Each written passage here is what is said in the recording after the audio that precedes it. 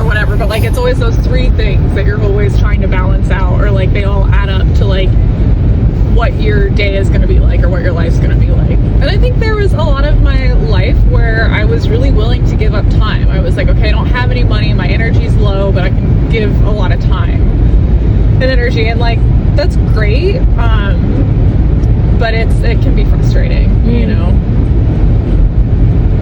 Money, time, and energy, yes, that's very limited. Yeah, they're all limited resources, right? Like they're all going to be limited in one way or another.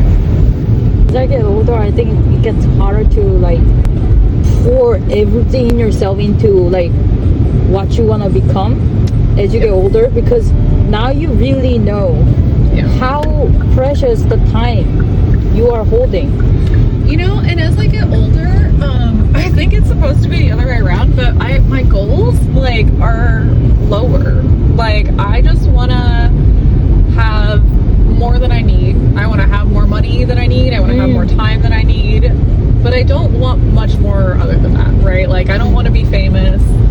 I would like to be wealthy, but I don't want to be like outrageously rich, you know? Oh, yeah. Like I just want to have like a little corner of the world that can be just for me and for like the people I love.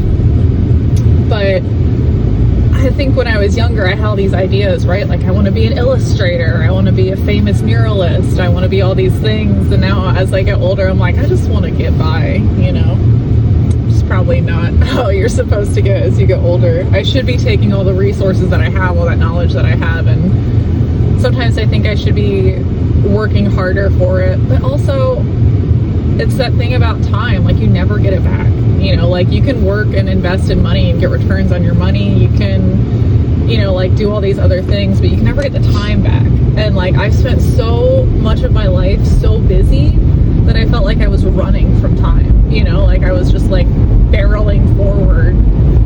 And I look back and I think about my 20s, and I had a great time, but a lot of my youth was spent recovering and like overextending myself. It was like this cycle of like giving every last bit of energy that I had, and then like having to like break down completely and like stop, you know, instead of actually being able to like have these like metered, you know, expressions of my energy where it was like I'll only maybe use 80% instead of giving 100% every single day, and then like shutting down completely because I didn't leave anything in reserve, you know.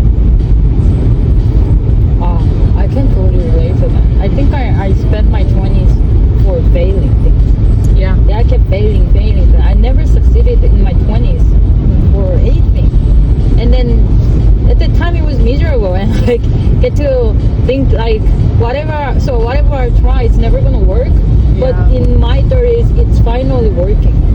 And I'm like now in my 30s, like I'm using everything I learned. Like even though I didn't like become a famous muralist, I didn't become a famous illustrator, like I still have all of those skills, all of that knowledge is there, and like I know how to use it more effectively than I ever did in my 20s. Like because I was so fixated on what I thought was success, I didn't realize that I was being successful. I was learning. I was putting all those things under my belt. The journey that matters. Now I get it. The saying. Yeah.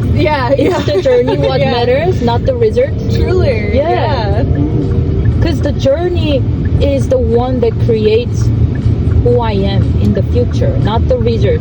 Well, and how you spend your days is how you spend your life.